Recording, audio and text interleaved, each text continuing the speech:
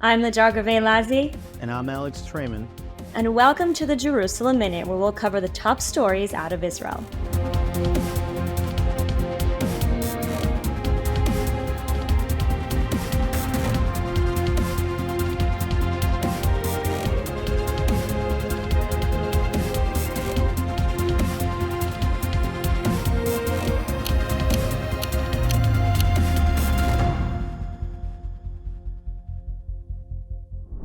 Week 10 of the war against Hamas. This was a week of intense fighting as the IDF continues to strengthen its grip, though it also marked a tragic week as 3 hostages were accidentally killed by the IDF. אני מבקש לעדכן את הציבור בבשורה קשה וכואבת על אירוע שהתרחש מוקדם יותר היום.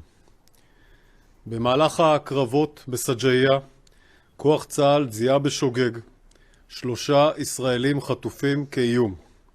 כתוצאה מכך, הכוח ירה לעברם והם נהרגו. לאחר הירי, במהלך סריקה ובדיקה, עלה חשד מיידי לגבי זהות ההרוגים, וגופותיהם הועברו במהירות לבדיקה בארץ, ושם זוהו החטופים. יותם חיים, זיכרונו לברכה, אשר נחטף מכפר עזה על ידי ארגון הטרור חמאס ב7 באוקטובר. סאמר טלאלקה, זיכרונו לברכה, אשר נחטף מניר-עם על ידי ארגון הטרור חמאס ב7 באוקטובר. וחטוף נוסף שלבקשת משפחתו לא נציין את שמו. All right, Alex, so we really have to start with talking about this tragedy for the IDF, for the families of the hostages. 3 hostages, they were mistakenly killed by the IDF. What's the latest on this? Well, it's clear that the IDF didn't know or have intelligence that there would be hostages in that specific building. They're in intensive combat in an urban fighting environment. And you can understand these soldiers are fighting for their lives every minute on the battlefield. They saw people come out. They assumed the worst. And unfortunately, they fired on and killed these 3 hostages. It's definitely a tragedy, but it's a tragedy that is likely in one of these types of war scenarios. Very difficult conditions for the soldiers. Unfortunately, a bitter day, but one that the IDF is going to have to move on from. And how will this incident affect the fighting and the overall IDF strategy at all, especially when it comes to the hostages?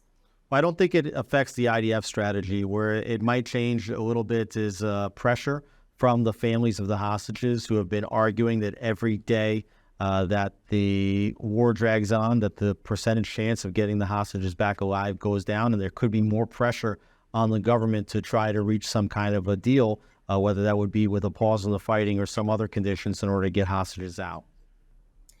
Now, with regards to the hostages, again, there have been reports coming out this week that the head of the Mossad met with Qatari officials trying to sort of restart some sort of negotiations process. But from what I understand, Hamas is actually opposing this, any return to negotiations. I mean, what do you know about that? Well, the leverage of the war has shifted dramatically because the IDF has taken such significant actions inside Gaza and really decimated the Gaza Strip.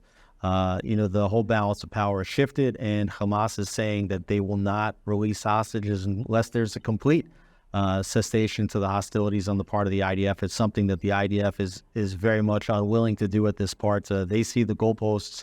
That includes the surrender of the senior leadership of Hamas. That includes making certain that Hamas no longer has the ability to govern the Gaza Strip or to attack the state of Israel. But, for now, it seems that Hamas leaders, especially like Yahya Sinwar, they're tucked away safely in their bunkers. They have enough supplies to last them for some time now. And of course, we see that with every humanitarian pause or with every convoy of humanitarian aid, Hamas is restocking its supplies. So how much longer can they hold off? And how much longer will it take for Israel to essentially get to them? Well, it's a matter of time. It could be days, it could be weeks, as the IDF continues to move in and to encircle and to encapsulate these remaining Hamas senior leadership and continue to blow up tunnels and go through the tunnels and figure out what's under there. really at certain point, I think it's inevitable that the senior leaders are going to be found, or that Hamas as an entity is going to surrender. And so where does the operation stand right now? I mean, the IDF has updated that it's hit thousands of targets. We see Hamas fighters and terrorists surrendering on a daily basis. Where does the operation stand now? Well, as you mentioned, the North has almost been completely finished in terms of the IDF strategy and advancing, and now they've moved into southern Gaza as well. This is where it's much more difficult because you have all these humanitarian safe zones. They've been encircling Khan Yunis. They've been doubling back into the north. So you see, with any kind of operation, the last 10% is probably 50% of the battle.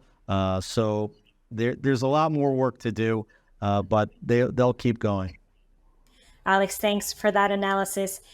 And now, you had the opportunity to sit down with Malcolm Hoenlein, the longtime executive vice chairman of the Conference of Presidents of Major Jewish American Organizations. Let's take a look at what he had to say. We're here with Malcolm Hoenlein, who is the vice chair emeritus of the Conference of Presidents of Major American Jewish Organizations. He's also the president of the Great Synagogue in Jerusalem, president of Limmud, and president of American Spirit. Malcolm, thank you once again for coming to JNS. Welcome to the studio. Thank you. It's always a pleasure to be with you. Well, we saw today a poll just came out which shows somewhat shockingly how as you move younger in age demographics across the United States, that 18 to 25-year-olds in particular think that Hamas's attack on October 7th was justified, and that even that the conflict should end with Hamas getting access to the entire state of Israel. What do we learn from this poll? It is shocking, but not surprising. We have seen this trend, and especially as in this age sector, below 18 or 18 to 25 even, that they are ignorant of history. The universities are filling them with woke culture, which is not fact-based, it's not truth-based. It's easy slogans, because when you test them and ask them, when you say river to the sea, which river, which sea, the vast majority do not know and can't identify it. Many couldn't even point to Palestine on a map, or what the areas that they were marching for. They had no clue of the history and how we got to the point where we're at. The fact that they could dismiss the attack of October 7th, and that these people who demonstrated for Me Too, for everything, did not take even cognizance of the violence against women, the horrific actions that were taken. So it's a corruption of this generation. It's not something to be dismissed and think that they will grow out of it, because there's nothing for them to grow out of. They have no base of information and facts and things where they will rethink it. Some will, obviously, but for the most part, this is the orientation that they're adopting. And, it's being fed by the universities, who are being fed by Qatar to the tune of $13 billion uncovered, and more billions that will be uncovered. No reporting, no registration, yet we have a direct correlation that is going to be revealed soon of increased anti-Semitism with increased foreign funding. So we have a variety of factors, including a woke faculty, administrations that don't care or support these radical ideas and ideologies, and the indifference of many of the donors and others, which is changing now. What should Israeli policymakers take from looking at these polls, especially when you see, yes, President Biden demonstrating overwhelming support for Israel during this conflict, but he's 81 years old. Many of the leaders of the Democratic Party and these caucuses, like Chuck Schumer and Nancy Pelosi and others, they're over the age of 70. They're not going to be running and sitting in the positions that they're sitting in now in another 10 years from now. What should Israeli policymakers that are looking at this poll understand about the future of Israel from the United States moving forward? I don't think it's new, but it's a message that has to be reminded. You can't take America's support for Israel for granted, just as we should not take Israel for granted. And I think October 7th changed the mindset of a lot of Jews who are marginal in their activities and commitment to Israel, came to realize how important it is and how dangerous anti-Semitism is. People, executives of major corporations who wouldn't have taken our calls 5 years ago are calling us now for help. We see it, by the way, amongst professors, even more than students sometimes on universities. We're seeing it amongst the executives of companies, even more than the workers telling us of the anti-Semitism they are experiencing. So number one, Israel has to be careful in crafting its message, in telling the truth, not just, dismissing it as, people often did, shmum. Is important. I agree. It's a terrible place. Yeah. And the nations is a terrible place. But we have to make the case as to why, and simply declaring it as anti-Israel is not enough. And the facts are on Israel's side. The question is, can we get it out? And too little attention is still paid to the Hasbara. I mean, there's no better person than Bibi in terms of explaining the case for Israel, and Ron Dermer, and he has many others who are articulate and know how to speak to an American audience. But we have to do it much more, and we have to build up the ties. We have wonderful support in the evangelical community and in conservative elements. We have to do much more to win others over, not at the expense of our friends, but in addition. And we have to be clear in our message. Not enough is being done to make the case about Iran. And it's not just a nuclear case. Iran is behind all of these movements, the Houthis, Hezbollah, Hamas, the Palestinian Islamic Jihad, the Syria militia, the Iraqi militias, all of which are firing on American troops and firing, of course, on Israel. We have not gotten that message across to the American people about the danger and who is the puppeteer behind all of it. And I would say to you that there are opportunities to bring the government of Iran down without nuclear weapons, because the people of Iran want to bring it down. And they are only looking for signals of support from the West, from America in particular. And when they see sanctions limited or money being passed, and then they say, we're putting our lives on the line. Where is the West? Where is Europe? Where is everybody else in terms of backing it? And they run the oil for Russia. They do so many things that we should. And the Houthis are an expression of Iran. And when they are targeting shipping, firing 16 missiles in a day against shipping in the Gulf and coming close to American ships, the lesson is that you blow them out of the water. And everybody says, you'll start a war. It's not true. It hasn't happened. When we stood up against the Iranians, they backed down because they looked for weakness and they exploit it. And I speak to people in Iran on a regular basis. The dissident movements continue. The demonstrations continue. We did not do enough to support the women when they were putting their lives on the line, demonstrating day after day after day throughout the country. When they attacked us in Iraq and in Syria, American troops came under 75 attacks. We responded 4 times, and we hit warehouses. Maybe we hit weapon depots. But the fact is that is a weak response, and that sends the wrong message. And they will continue to expand their activities. It is not a power. It's half the country is in a drought. The economic conditions are terrible. The people are ready to rebel against this regime. In the soccer games, they yell, "We will not die for Gaza. We will not die for Hezbollah. We will die for Iran." And they are supportive of Israel. And I will tell you that if the government of Iran falls, I predict that Iran, the people of Iran, will become the best allies of Israel. You talk about unifying in the months and maybe years leading up to October 7th. We saw a lot of divisiveness within the Jewish community, both here in Israel, a lot of political divisiveness over the continued rule of Benjamin Netanyahu, judicial reforms. But we also saw a growing rift between the American Jewish community and the state of Israel, with many members of the Jewish communal leadership being much more hypercritical of the elected government of the state of Israel. October 7th seems to have brought Israelis together, and also seems to have informed American Jewry that they need to actually come back from the criticism and to support Israel. We've seen over $1 billion raised so far from the American Jewish community to support the war efforts. Tell me, what is the strength, the need for Jewish unity, and do you think it can continue after the hostilities end here? So I do think October 7th was a watershed in Jewish history, Israel's history of the diaspora Jewry. I think it brought a new recognition to them of Israel's vulnerability and of the reality of the enemy we are facing at home and abroad, that communities in America all of a sudden realized the hatred that we kept telling them existed on our campuses, but what happened in their communities, the acts of vandalism, the attacks on individuals, the 500, 600% increase in anti-Semitic attacks, the kind of language and the failure of many to speak out against it, and people that they had long counted on who were approached to stand with Israel against Hamas, against a terrorist entity that carried out one of the worst outrages in history. And they didn't do it. They wouldn't speak up. So for many people, there's a new reality. And many are turning to Israel now because they realize that Israel is the safe haven, is still the safe place, regardless of the dangers that it faces. I think it's true for many Europeans and true for many Americans. And most of all, I think they're turning back to the community, because when people feel under assault, they look to a community, to others, for comfort, for protection, and I think also for many young people, it was a reawakening. It started to put things into context.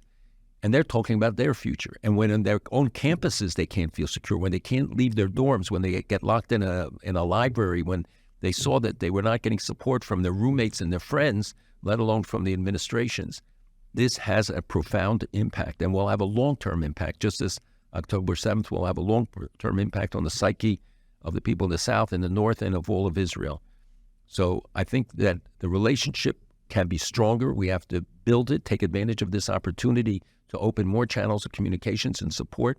People are pouring out every resource they have to go to Israel. You see rabbis coming with 30, 40 duffel bags for the soldiers. You see every night the Haredim serving meals to 1,000 soldiers at a base all over, every night, all over. I think that a lot of the barriers of the last year are breaking down. It doesn't mean they won't come back, and it doesn't mean that divisions won't be there. But I think people are looking at each other in a different way, and the commonality of interest, and that seeing that the soldiers who are dying, you have many Haredi, many Orthodox and secular soldiers dying together. Nobody makes a distinction. The enemy certainly doesn't. So I'm hopeful, because the one precondition that was set for every miracle that happened to the Jewish people throughout our history was Achdut, Jewish unity. Malcolm Hoenlein, thank you so much for being with us. You're very welcome. It's always a pleasure. And if you want to see the full interview, please visit JNS's YouTube channel. And now moving on to our next topic, diplomacy or war. This week, the leadership of Hamas made comments calling for a diplomatic solution to end the war, saying it's even willing to recognize Israel as a state. And this, of course, as the terror leadership feels Israel closing in on it. And on the other hand, you have Hezbollah in the north, which is also now speaking of perhaps reaching some sort of diplomatic solution to push Hezbollah further back beyond the Litani. So is diplomacy the way? Is that where we're headed? Well, obviously, the international community likes the idea of diplomacy. They prefer not to see any more bloodshed on the battlefield. But for Israel, this is a fool me once, shame on you, fool me twice, shame on me scenario. We've seen numerous ceasefires reached with Hamas in the last 10 years, especially, each one just leading to another round of violence. And certainly with Hezbollah, we had the war that ended in 2006. It ended with the UN resolution. And the UN organization UNIFIL was supposed to come in and make sure that southern Lebanon didn't become a militarized zone filled by Hezbollah, but that's exactly what happened. So I don't really think that Israel is prone to agreeing to any kind of a diplomatic solution at this point, and particularly not in Gaza, where the situation has already proceeded as far as it has.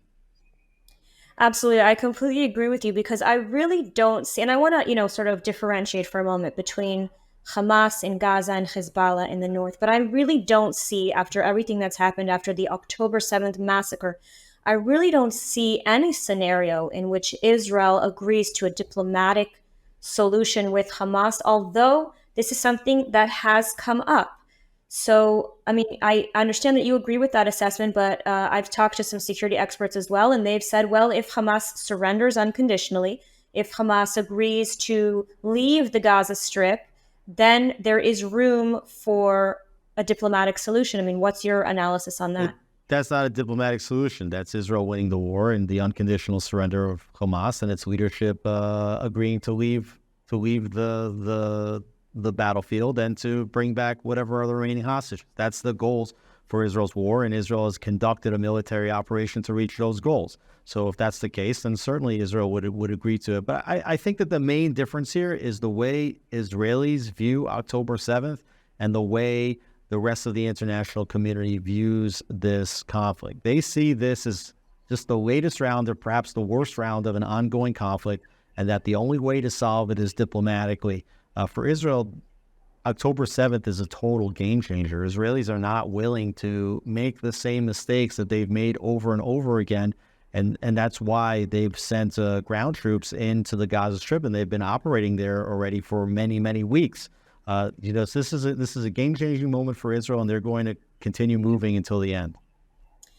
Absolutely. I mean, there really is this Western mentality of let's hold diplomatic talks, let's reach some sort of diplomatic agreement. But the question is, how can you reach a diplomatic agreement with a terrorist organization that murders, that lies, and that breaks its obligations and its agreements? I mean, there was a diplomatic solution and a ceasefire in place on October 6th. And then Hamas, of course, went and broke that ceasefire on October 7th and has broken also the ceasefire that took place when we had the hostages deal. So there really is no negotiating with the terror group. And so why now is Israel even agreeing to this sort of diplomatic talks with Hezbollah? I mean, isn't that just more of the same? Well, I think that they're going to allow the process to move because they are still fighting inside Gaza, and they are interested in fighting one battlefront at a time. They don't want to start and open up the second battlefront until they have concluded the first round of, or the heavy intensive round of fighting in Gaza, which is expected to last several more weeks, maybe a month, maybe 2 more months. And then, if they can, to move to the north. Meanwhile, for all the talks that are about a diplomatic solution, Hezbollah continues to fire at Israeli population centers, at military outposts. So as long as the fighting continues at a certain point, I think that it's likely that the fighting will, in fact, move to the north despite efforts to reach a diplomatic solution. So you think that it's sort of inevitable that Israel will eventually have to also address the northern front? Because, you know, Hezbollah, it seems for now, is not interested in a full-scale war with Israel. So, but on the other hand, as you said, it is sort of playing both sides. On the one hand, it's open perhaps to diplomatic talks, but on the other hand, it's continuing to fire missiles on a daily basis, but not escalating beyond that. Do you think that if push comes to shove, and after Hezbollah seeing what is happening in Gaza, do you think that perhaps they will back down? Perhaps they will agree to some sort of diplomatic solution?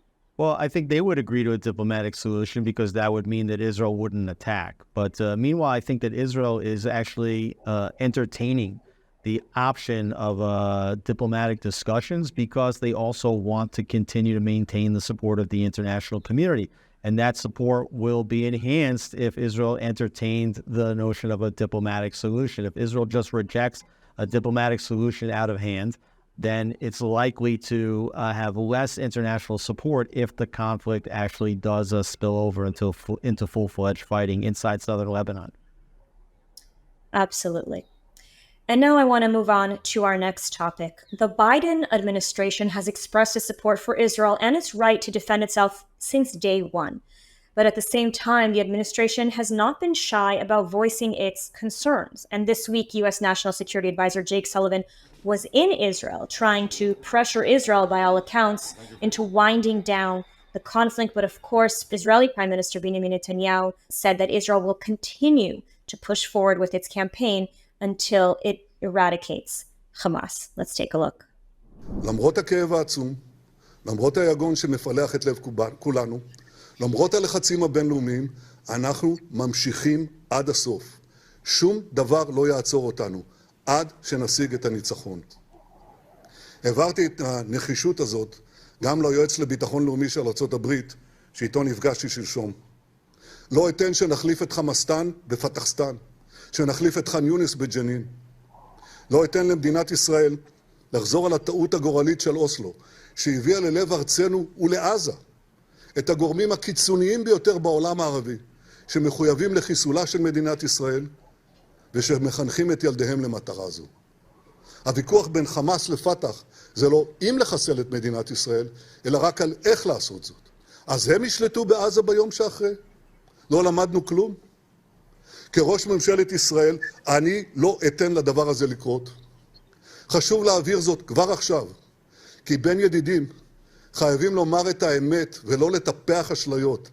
על אחת כמה וכמה בנושא קיומי וגורלי כמו זה.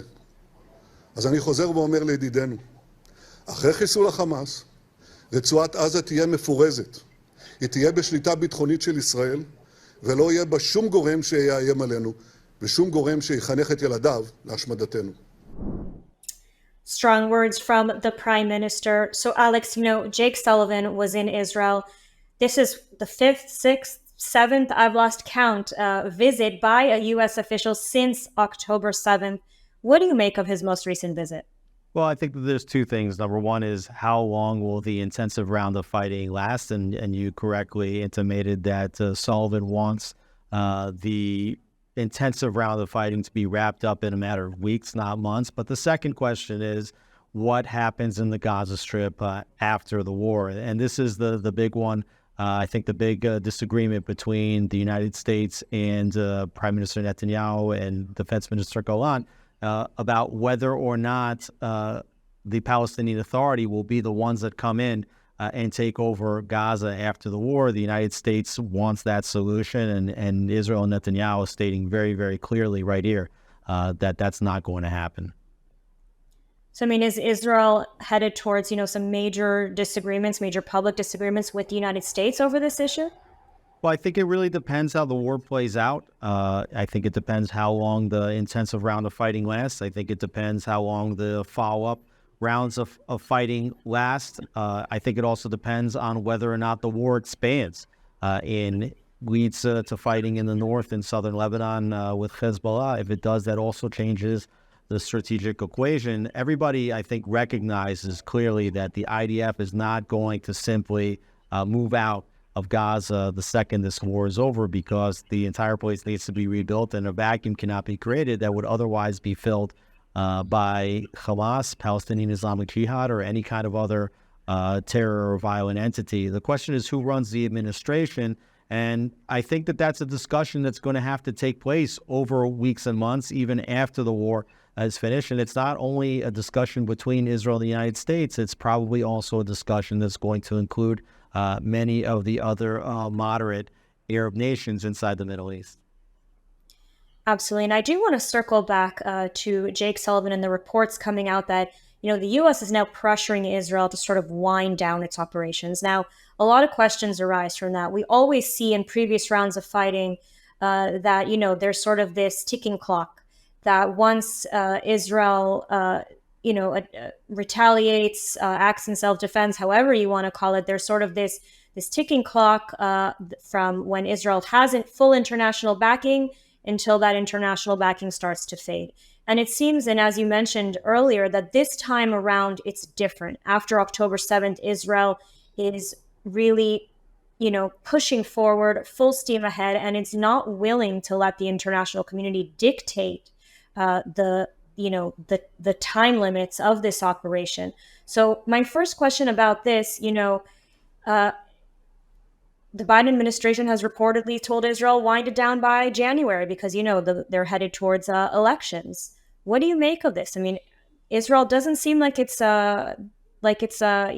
slowing down anytime soon. Well, the United States has actually given Israel a tremendous amount of support. As you mentioned, this is different. Even the international community, European leaders like in Great Britain and France, allowing Israel to continue doing what it's doing, even if there's harsh rhetoric against Israel and begging to stop, they're definitely still giving Israel the opportunity to do what they need to do. And in this sense, I think that the visits by Sullivan and Blinken and others are constructive because it gives the war cabinet the opportunity to lay out what are the next steps, short-term steps, one after the other, so that they're not in the dark about what Israel's trying to do over here. And I think that as long as Israel keeps their eyes on the goalposts and also keeps proving step by step that they're moving closer and closer to achieving the end goal, and they are looking for a path out and a way to shut down the intensive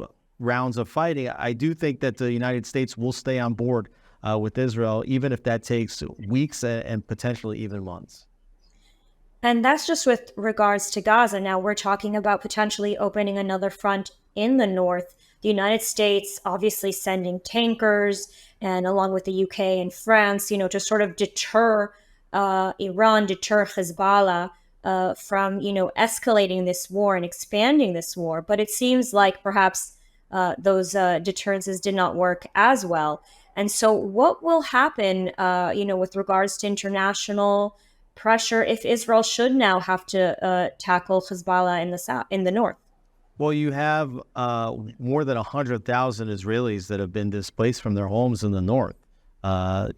Major towns and even small cities that have been completely evacuated, and you can't tell these citizens that they can return to their homes as long as Hezbollah is near the northern border with Israel. And I think the international community actually understands that.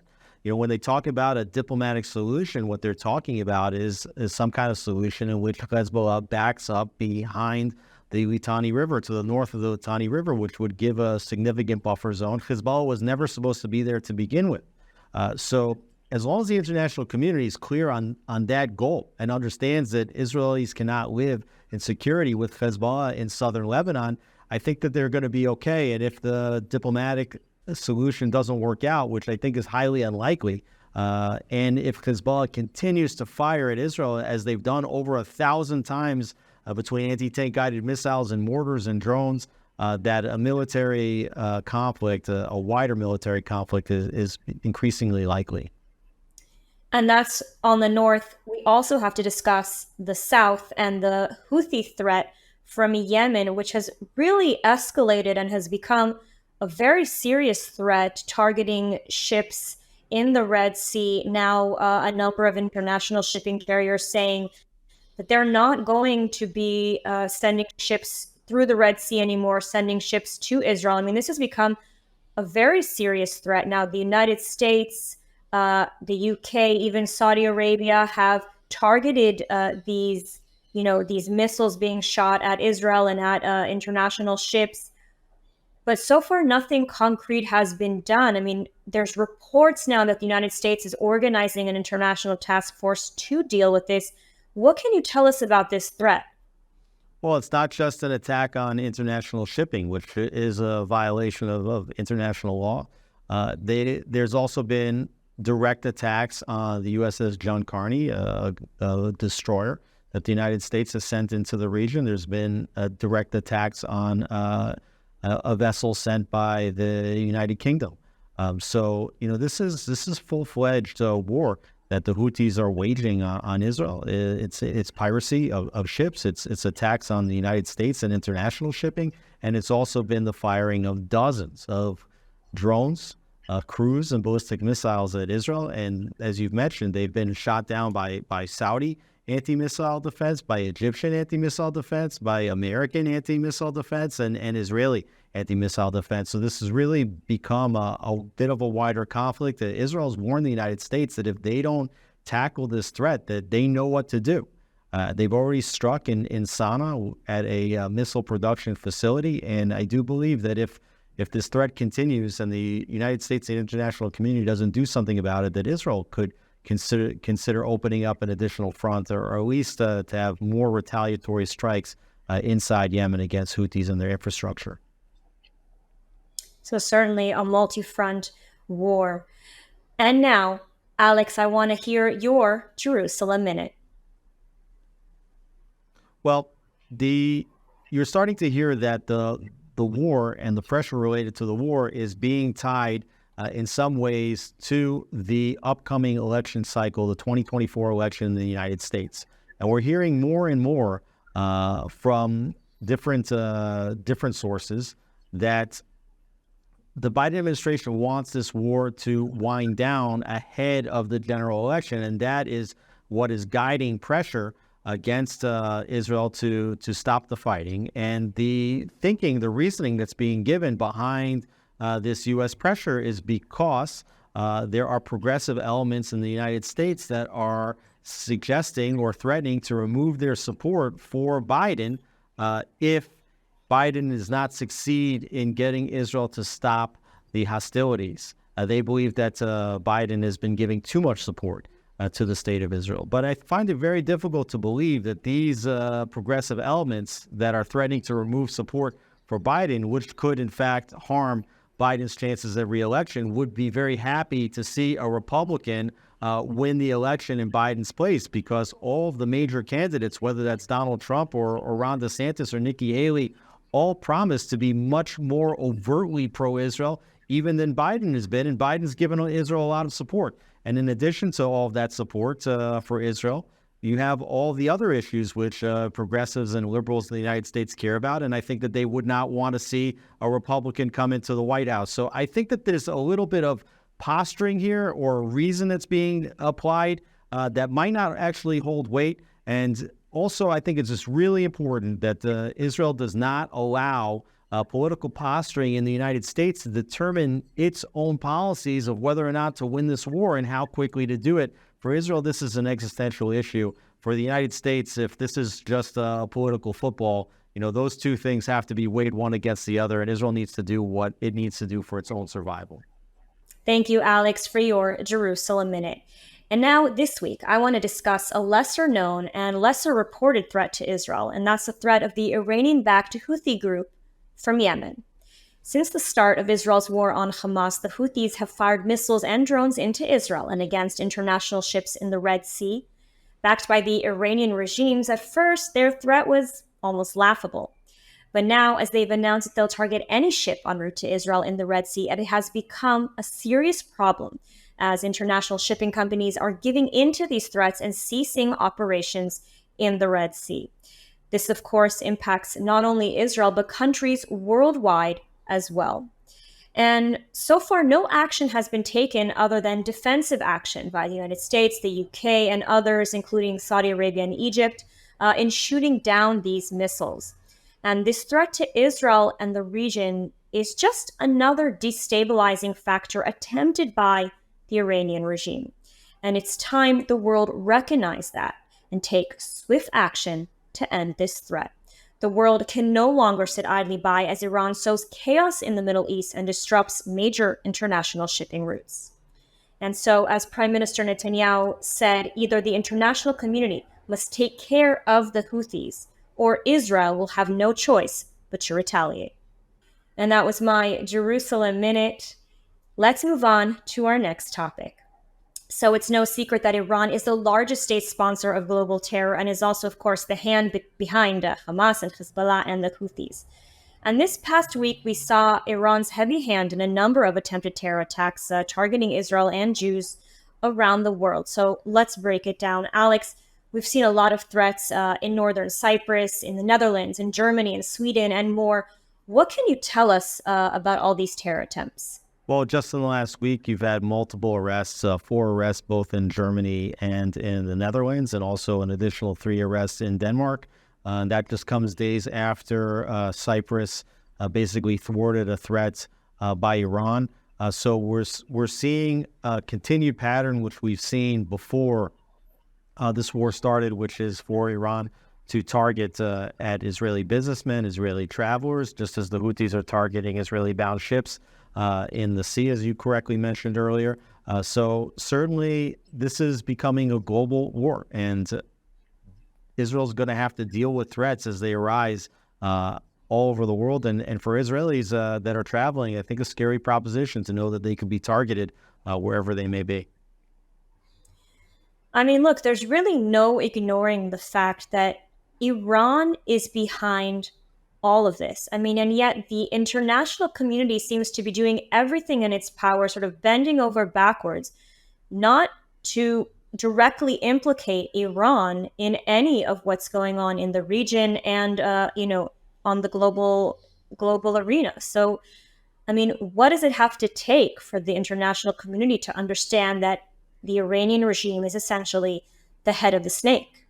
Not only is the international community not taking care of the center of instability in the Middle East and one of the centers of instability in the entire world right now, but they have been funding this regime for a long time inside Iran. And JNS actually reported earlier this week that $10 billion, which was allowed to be passed to Iran by sanctions relief was actually beginning to be spent.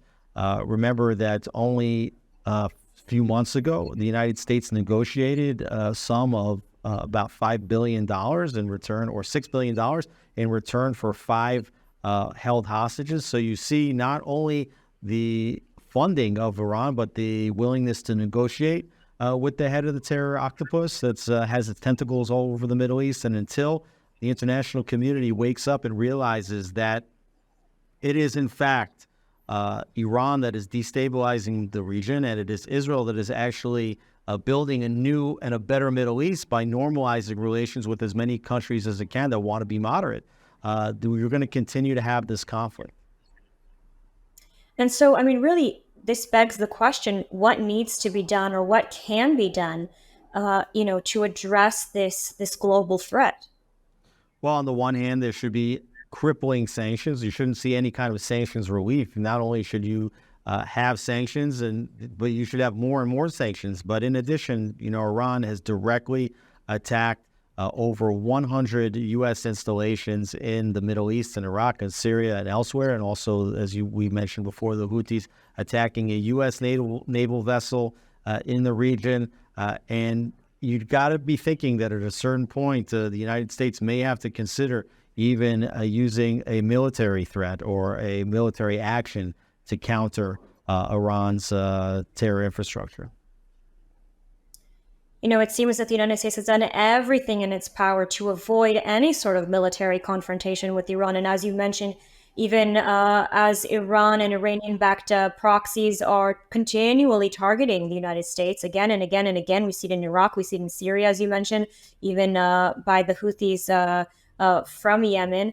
And yet the United States really is doing everything to avoid any sort of military confrontation with Iran. But, the question really remains, is a military confrontation inevitable? Because how much longer can Iran continue attacking Israel, attacking other Western interests before something is finally done about it? Well, it does seem inevitable. At this point, missile defenses have shot down Houthi missiles that have been fired toward Israel and toward U.S.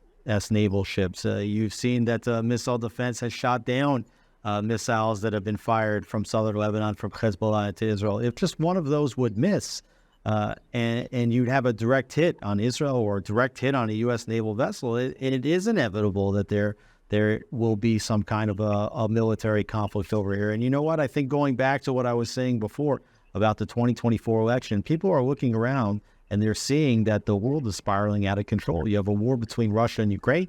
You have a war that is between Israel and Hamas, and you have all these other terror proxies of Iran that are engaged in the fighting. And at a certain point, people are going to look around and say that the United States, their role is to be the global police officer and to put an end to hostilities in the region. And if everybody can understand that the originator of all these hostilities is Iran, it makes perfect sense that at a certain point, people should wake up and realize that Iran has poked their finger in the United States' eye over and over again, as America was doing everything that it could to bring Iran into the normal community of nations.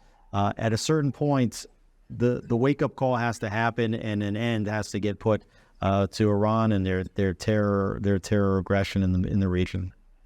So, Alex, I just want to add, of course, that history has taught us that appeasement never really works. And now I want to move on to our final topic, a new Palestinian poll, which found that 72% of Palestinians in both Gaza and the West Bank believe that the October 7th massacre was the correct thing to do.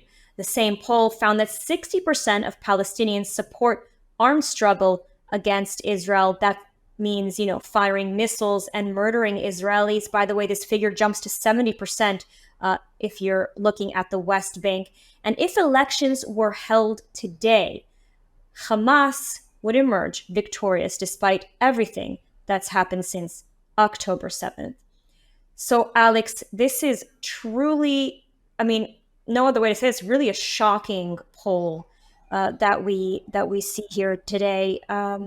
There's really no other way to read it other than the fact that Palestinians as a majority do in fact support Hamas?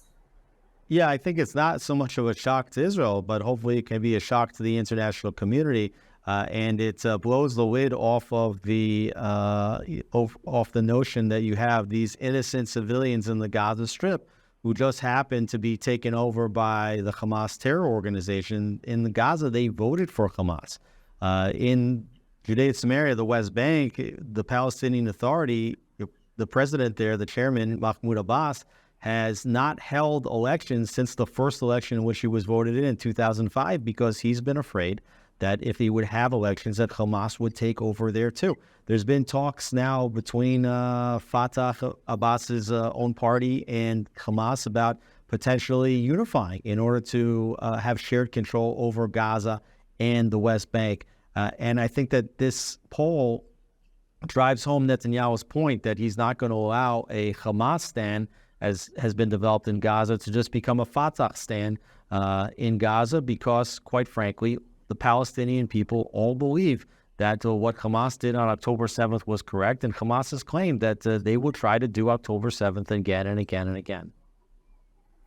And this really does sort of turn on its head everything that the Biden administration and the international community have been saying, which is that they want to see Fatah and the Palestinian Authority in the West Bank. By the way, the same poll also found that 88% of Palestinians, nearly 90%, feel that Mahmoud Abbas, the president of the Palestinian Authority, should resign. They're not satisfied at all with his reign, and in fact do support Hamas, or even Israel Haniya, who's sitting a million miles away in Qatar. And so it really does turn this notion on its head, as you were saying. Where does this leave us? Well, it's clear, obviously, that the Palestinian Authority, as constructed, doesn't have the support of the Palestinian people. So if it doesn't have the support of the Palestinian people, how can you put it to rule in Gaza when the people and the Gazans actually want Hamas to be in power? It is an indication that Netanyahu is correct, and that you cannot just turn over the authority of these areas to the Palestinian people, because they cannot be trusted to want to make peace with Israel. They have to be de-radicalized, and that's what Netanyahu said. First, that the IDF cannot give up security control over the Gaza Strip, just as they have security control in Judea and Samaria, the West Bank, but that the entire society has to be de-radicalized. And until we see some new leadership come forward from the Palestinian people, a leadership that actually wants to normalize relations with the state of Israel the way that leaders have in the United Arab Emirates and in Bahrain, and the way the Saudis are talking about normalizing relations, then there's not going to be an independent Palestinian entity in Gaza, and there's not going to be a fully independent Palestinian entity in Judea and Samaria either. And so the question is, what will be next? And really, there's no simple answer to the question. It's a question that's going to be played out over the next weeks, months, and probably even years ahead. And I think the key that you mentioned is de-radicalization, because we've seen not only by Hamas, but also by the Palestinian Authority, this continued incitement against Israel, their policies of pay for slave, where they'll pay the families of terrorists and encouraging essentially terrorism against Israel. And of course, this myth that Palestinians are eternal refugees, this belief that one day they will return to Tel Aviv, they'll return to Israel, from the river to the sea. Eventually, all of Israel will become a Palestinian state. They have to abandon this concept first and foremost. And so I think the first thing that needs to be done, as you said, is this de-radicalization. And the question is, can this even be done? Because you have generation after generation that's been taught that Israel, the state of Israel, is sitting on Palestinian land, and that one day they'll free this land and return. I mean, how can you sort of get this notion that's been embedded into Palestinian and perpetuated by organizations like the UN and UNRWA? I mean, how can you change this? Is it even possible at this point? Well, there's two methods, to reaching some kind of a conclusion. The first is negotiations. The Oslo Accords were meant to bring Israelis and Palestinians closer to peaceful coexistence. the disengagement from the Gaza Strip by Israel in 2005 created the pilot project of the independent Palestinian entity in the Gaza Strip. And we see very clearly on October 7th, how this played itself out. It's been an abject failure. And so you have, on the one hand, negotiations, and on the other hand, you have war. And it's clear also that Hamas declared war on the state of Israel, that they would prefer to fight over the land. And Israel has to be willing to fight and win the land, as it has since 1948 and 1956, and the Sinai Campaign in 1967 and 1973. And this is 2023 is just the next round where Israel has to be willing to fight and to win the land, because the only way that the Palestinians are going to understand that they can't defeat Israel, either in the realm of international legitimacy or on the battlefields, for Israel to win, and to win conclusively, and honestly to humiliate the Palestinians, and to make them understand, and make the entire international community understand, that their path toward defeating Israel hasn't worked and is not going to work. Absolutely. And that is all the time that we have today. So thank you for tuning in. That's been a Jerusalem Minute, and be sure to join us again next time as we address the week's major top stories out of Israel.